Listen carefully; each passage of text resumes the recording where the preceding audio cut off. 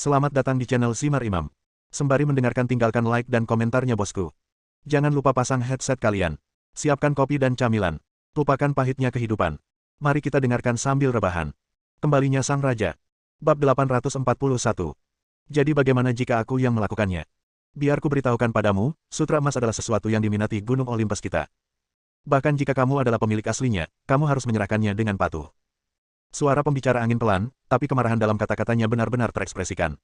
Awalnya aku ingin menyelamatkan nyawamu, tapi jika kamu membunuh dua anak buahku hari ini, maka tidak ada lagi yang perlu dibicarakan di antara kita. Haruskah kamu mati sendiri, atau haruskah aku melakukannya sendiri? Melihat suasana tegang di antara mereka berdua, semua orang di sekitar mereka menjadi gugup. Mereka semua melihatnya ketika Wind Whisperer baru saja bergerak. Pria itu tidak melakukan apapun selain melambaikan tangannya, dan bangunan 3 lantai itu runtuh. Orang seperti dia bukanlah sesuatu yang bisa dipusingkan oleh orang biasa. Mereka hanya bisa menyaksikan keseruannya saja di sini. Melihat ekspresi percaya diri Windtalker, Selina hanya bisa terkekeh. Jika dipikir-pikir baik-baik, orang-orang naif ini cukup menarik. Memang benar bahwa orang bodoh tidak mempunyai rasa takut. Bagaimana jika aku tidak memilih siapapun, kata Su Chen. Maaf, kamu tidak punya pilihan. Jika kamu memprovokasi 12 dewa utama Gunung Olympus, satu-satunya hasil adalah kematian. Inilah yang ingin saya katakan kepada Anda. Jika Anda berani mengambil tindakan terhadap rakyat saya, untuk sementara saya akan menerima hidup Anda. Dasar pembual, aku, pembisik angin, adalah salah satu dari 12 dewa utama Gunung Olympus. Dengan kemampuanmu, kamu masih ingin bersaing denganku. Jangan melebih-lebihkan kemampuanmu. Bahkan jika kamu adalah 12 dewa-dewa, lalu kenapa? Ada pertanyaan yang perlu kamu pecahkan. Jika aku ingin membunuhmu, itu bukan masalah apakah aku bisa, tapi apakah aku mau atau tidak. Hehe. Pembisik angin tertawa aneh dan berkata dengan nada mengejek. Sepertinya kita yang berada di dunia gelap sudah lama tidak muncul. Aku akan menyelesaikan masalah ini denganmu hari ini. Melihat pembisik angin hendak mengambil tindakan, para penonton di jalan mundur lagi. Kekuatan orang ini lebih menakutkan daripada dewa penyihir di sukunya, jadi lebih baik menjauh. Bang! Tanpa peringatan, suara teredam terdengar. Pada saat ini, semua orang terkejut saat mengetahui bahwa salah satu lengan pembisik angin telah terlepas, dan bau darah yang kental melayang di udara, yang sulit untuk dibiasakan. Ah! Jeritan yang menyayat hati terdengar, dan pembisik angin jatuh ke tanah. Dan ekspresi wajahnya, selain rasa sakit, juga sangat menakutkan.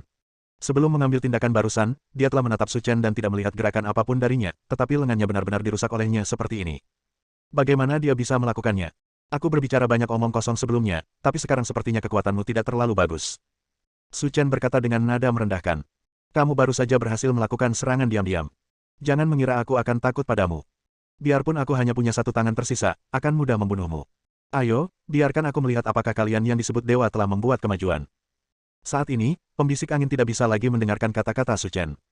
Dia memberi minuman sedikit. Otot-otot di seluruh tubuh pembisik angin melonjak, dan momentumnya mencapai puncaknya pada saat ini.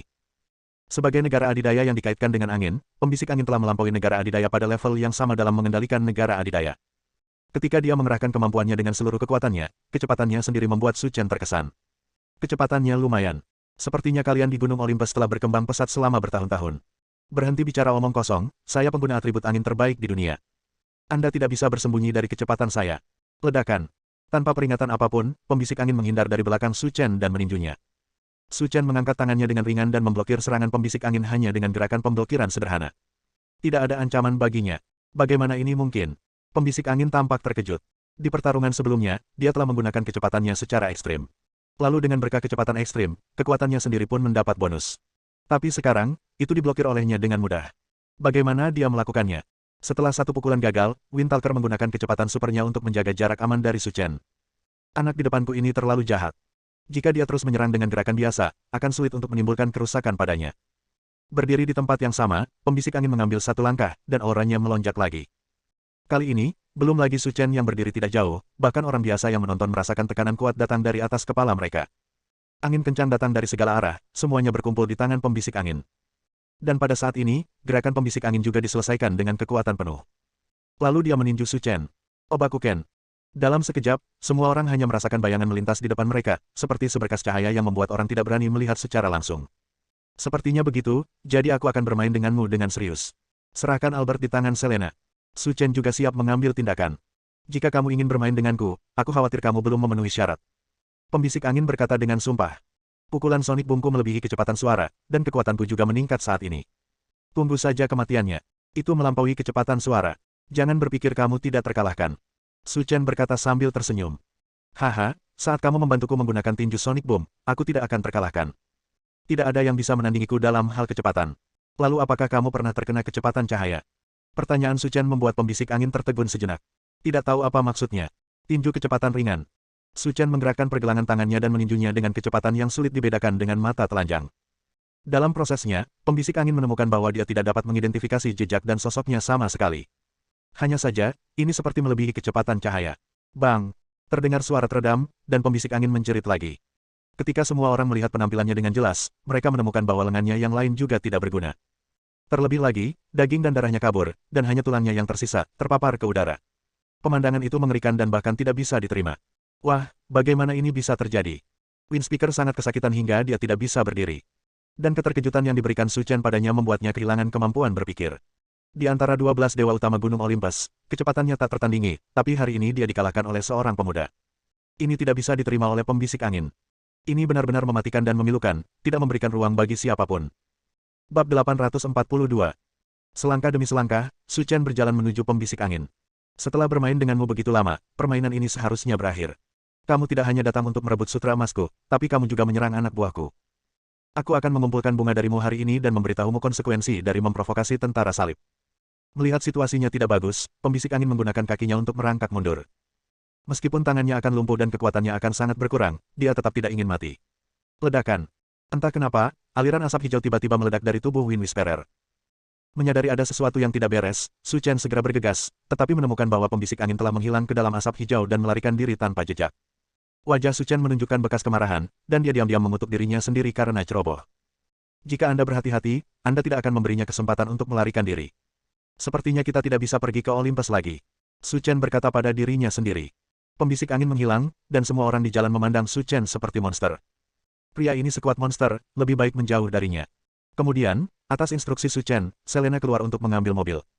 Bersiap untuk terbang ke bandara Gini. Pesawat Anda sendiri ada di sana, dan Anda dapat terbang langsung kembali ke kota suci.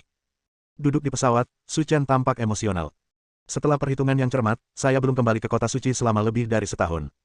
Aku sangat merindukan saudara-saudaraku di sana. Letak kota suci ini terletak di kawasan gurun pasir Timur Tengah. Dulu ada sebuah kota bernama Komodo yang dilanda perang sepanjang tahun. 3 tahun lalu, kerusuhan yang belum pernah terjadi sebelumnya terjadi di sini. Perang melanda seluruh kota, dan lebih dari 80% penduduk tewas dalam serangan bom. Sedemikian rupa sehingga tempat ini berubah menjadi reruntuhan yang terbakar lautan api. Tepat pada saat itulah Selena berpapasan dengan Komodo saat sedang menjalankan misi. Melihat lokasi di sini bagus, untuk sementara saya memilih markas tentara salib di sini. Saat itu, kota ini belum berganti nama menjadi kota suci. Karena ada banyak orang asing di antara tentara salib, dan mereka semua adalah penganut agama Kristen yang taat. Jadi ketika tentara salib menetap di sini, mereka menganggapnya sebagai tempat ziarah. Pada saat itulah kota bernama Komodo ini lambat laun terlupakan. Dan kota suci baru muncul di gurun pasir. Tuan Muda Su, kita akan segera tiba di tujuan, tetapi situasi di depan tampaknya tidak optimis. Ketika kami hendak tiba di kota suci, pramugari wanita berlari mendekat dan berkata dengan sangat gugup. Mengapa kamu tidak optimis? Orang-orang di bawah ini sepertinya tidak menyambut kita, dan kulihat mereka semua membawa senjata di tangan. Jangan datang ke tempat berbahaya seperti itu. Suara pramugari wanita bergetar saat dia berbicara. Situasi di depanku telah menjelaskan segalanya. Orang-orang di bawah ini jelas merupakan kelompok teroris, bahkan nekat. Jika Anda benar-benar mendarat di sini, sesuatu mungkin akan terjadi. Melihat pemandangan berikut ini, pramugari wanita tersebut menyadari betapa berharganya kedamaian yang belum pernah ia alami sebelumnya.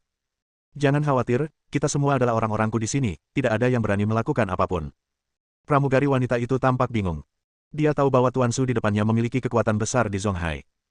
Tapi dia tidak pernah bermimpi bahwa dia benar-benar memiliki kekuatan sendiri di luar negeri. Ini terlalu luar biasa. Pesawat mendarat perlahan di bandara. Ketika pintu terbuka, lebih dari 20 orang berkumpul di luar dengan senapan mesin ringan di tangan. Pemotretan dapat terjadi kapan saja. Apakah ini caramu menyambutku? Suara Su Chen terdengar, membuat tentara salib tercengang. Suara ini sangat familiar bagi mereka sehingga mereka tidak akan pernah melupakannya bahkan jika mereka mati. Saat Su Chen dan Selina muncul di depan mereka. Sekitar 20 pria tangguh itu segera membuang senjatanya ke samping. Mereka semua melemparkan senjata dan berlutut dengan satu kaki, mata mereka merah. Selamat datang, Rajaku. Senyuman penuh pengertian muncul di wajah Su Chen. Bagaimana kabarmu selama lebih dari setahun? Raja, kami baik-baik saja, kami hanya sedikit merindukanmu. Kamu akhirnya kembali. Saya di Tiongkok dan ada urusan sendiri, jadi saya tidak punya banyak waktu untuk kembali. Saya kebetulan meluangkan waktu untuk datang dan melihat-lihat. Su Chen berkata sambil tersenyum. Melihat bawahan lama yang mengikutinya, suasana hati Su Chen sangat baik. Malam itu, pesta api unggun besar diadakan di dalam tentara salib. Bahkan para jenderal senior yang sedang menjalankan misi di luar segera menghentikan misi mereka dan bergegas kembali ke kota suci setelah mendengar berita kembalinya Su Chen. Raja mereka telah kembali, tidak ada masalah. Raja, mari kita tangani masalah yang berkaitan dengan Gunung Olympus. Kita sudah bungkam selama lebih dari 2 tahun, sehingga tidak ada yang mengingat reputasi kita. Pembicaranya adalah seorang pria setinggi 2 meter, bertelanjang dada, dengan bulungan peluru melingkari pinggangnya. Duduk di tengah keramaian ibarat bukit, dengan rasa tertekan. Nama pria itu adalah Gei Shen, dan dia adalah komandan Legiun Pertama Tentara Salib. Tidak, aku sendiri yang bisa menangani masalah sekecil ini. Kamu bisa terus melakukan pekerjaanmu. Su Chen menyesap anggur dan berkata, meski penduduk Gunung Olympus masih memiliki kekuatan, saya tetap merasa jika Anda mengambil tindakan sendiri, tangan Anda akan kotor. Orang yang berbicara tidak begitu mencolok seperti Gei Shen. Dia bahkan terlihat sedikit kurus, terutama duduk di sebelah Gei Shen, yang benar-benar kalah cemerlang. Nama pria itu adalah Robles, yang merupakan komandan Korps Perang Salib kedua pada saat itu. Dan keahlian terbaik Robles adalah menyelinap masuk dan membunuh. Di antara tentara salib, Selena dan Robles paling sering melakukan kontak. Karena di antara banyak tugas sulit, Selena tidak bisa menggunakan cara teknis untuk menyerang. Oleh karena itu, saat ini, kita harus mengandalkan kemampuan Robles untuk menyelinap ke kamp musuh dan mencuri informasi intelijen dan informasi yang dapat dipercaya. Lebih banyak peluang bagi tentara salib untuk menang. Su Chen menggelengkan kepalanya sambil tersenyum dan berkata, jika saya tidak berurusan dengan orang-orang yang menyakiti saya secara pribadi, saya akan kehilangan waktu tidur. Kata-kata Su Chen membuat tentara salib tertawa terbahak-bahak, mengangkat gelas mereka kembali, dan minum dengan gembira. Gunung Olympus terletak di pantai utara Laut Aegea di Yunani. Sebagai puncak tertinggi di Yunani, siapapun yang pernah menginjakkan kaki di sini pasti akan terpesona dengan keindahan dan kesucian Gunung Olympus. Sebagai wilayah tempat tinggal para dewa dalam mitologi, manusia juga sangat menghormati Gunung Olympus. Di Gunung Olympus berdiri sebuah kuil yang megah. Meski tampilan candi agak kumuh, namun merupakan tempat paling misterius dalam mitologi Yunani. Kuil Zeus. Bab 843. Segala sesuatu dalam jarak 100 meter dari kuil Zeus telah resmi diblokir dan menjadi area terlarang bagi orang biasa. Dari sini kita juga bisa melihat pengaruh kuil Zeus di seluruh Yunani.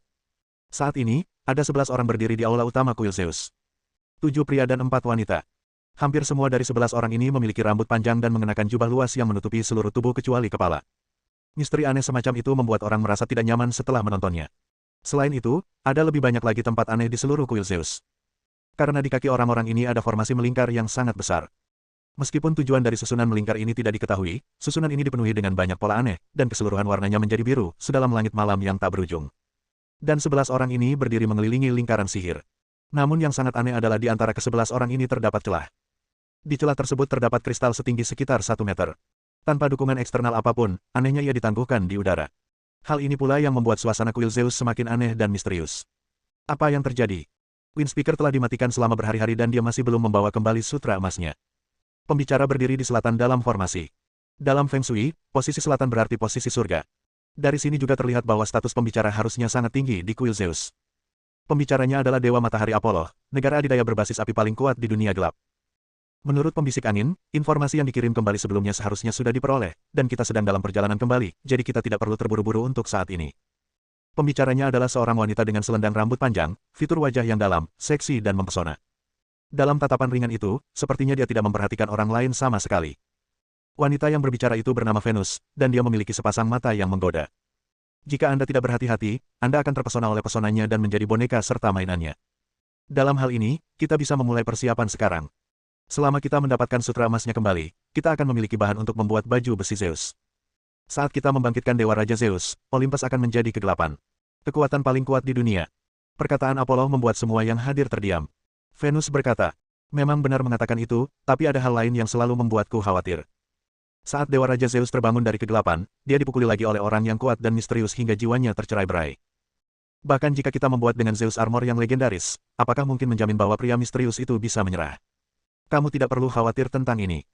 Saat Dewa Raja Zeus terbangun dari kegelapan, kekuatannya belum lengkap, jadi dia dikalahkan oleh orang itu.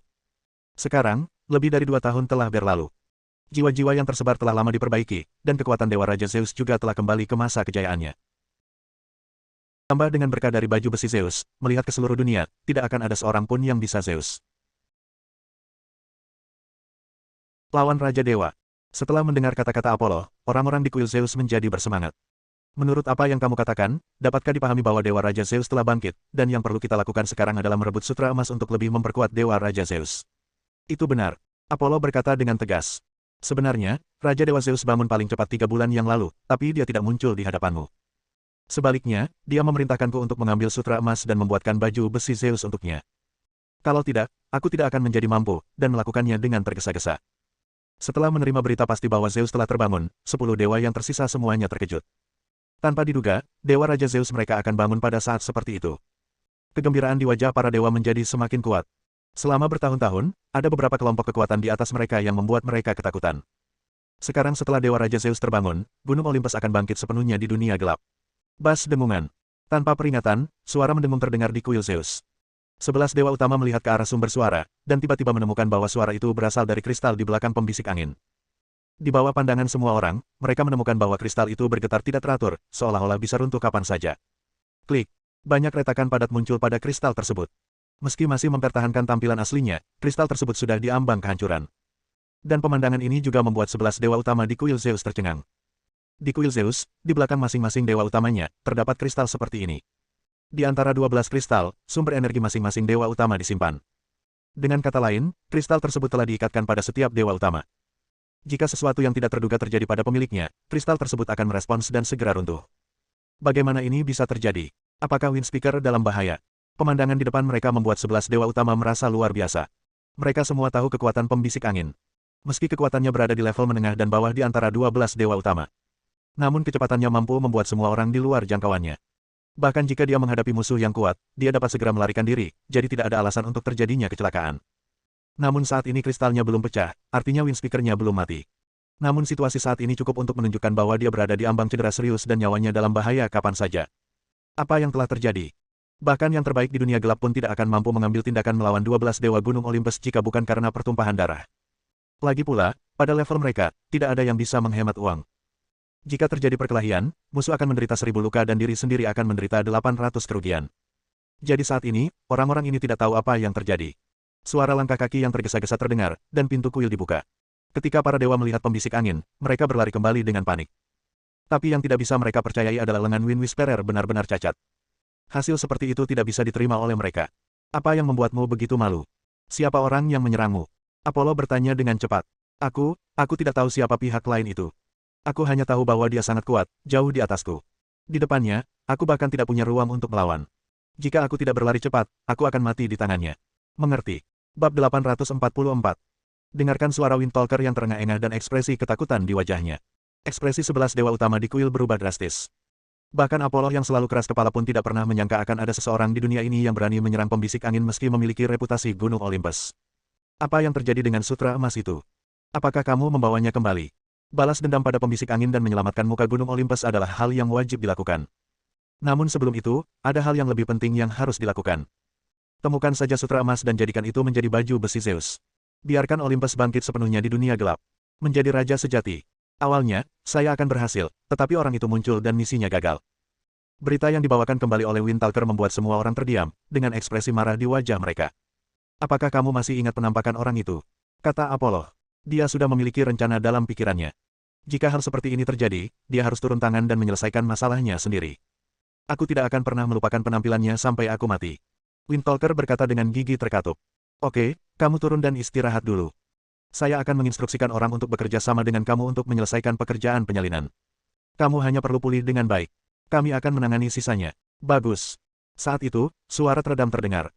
Pintu kuil dibuka, dan matahari bersinar dari luar, memantulkan cahaya pada seorang pemuda. Tidak perlu menyembuhkan lukanya. Mari kita selesaikan masalah ini di antara kita sekarang. Tak seorang pun di antara 12 dewa utama yang mengira hal seperti itu akan terjadi. Menatap tanpa sadar, pembisik angin berteriak keras. Dialah yang tidak hanya mencuri sutra emas, tapi juga memukuli saya hingga cacat. Itu sebenarnya kamu. Melihat Su Chen di pintu, ke-12 dewa utama semuanya memandangnya dengan serius. Tak satu pun dari mereka datang, tapi si pembunuh sebenarnya berani berinisiatif pergi ke kuil untuk menimbulkan masalah. Aku tidak menyangka orang yang mengalahkan pembisik angin sebenarnya adalah seorang pemuda. Berdiri di atas, Apollo menyipitkan matanya dan berkata. Su Chen menggoyangkan jarinya dan berkata sambil tersenyum.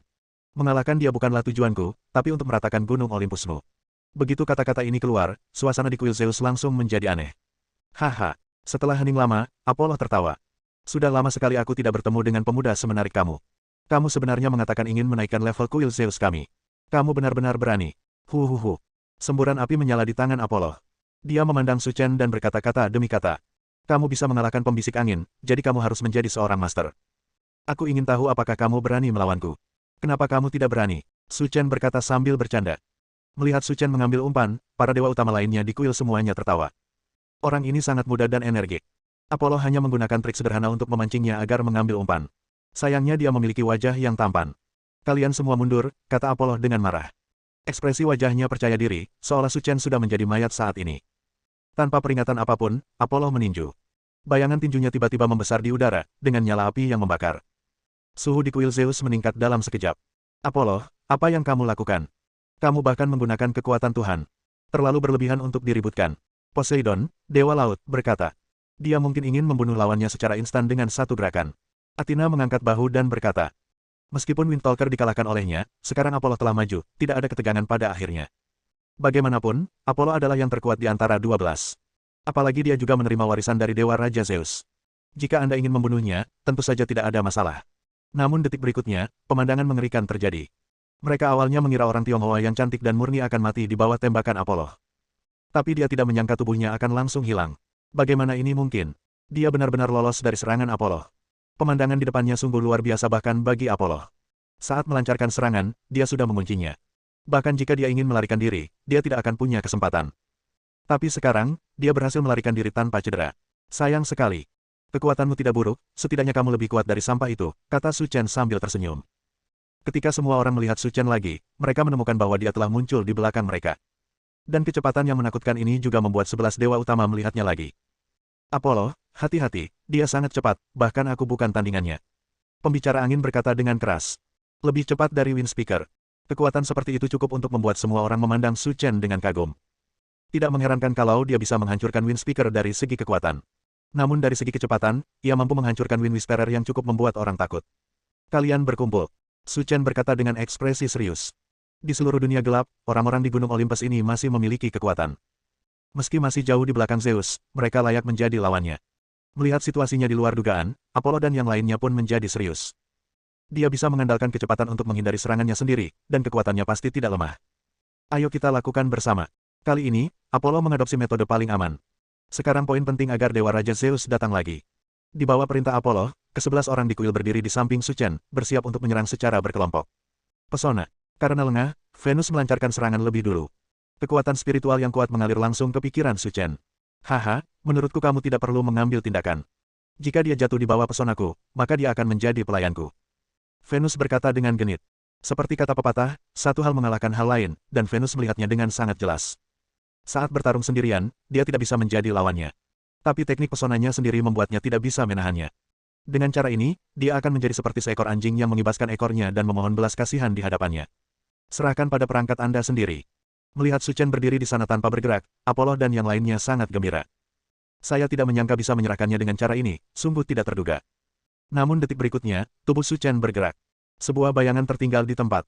Saat tubuh Su Chen muncul lagi, dia sudah bergegas ke Venus. Tidak secantik istriku, jadi teknik pesonamu tidak ada gunanya bagiku. Bersambung.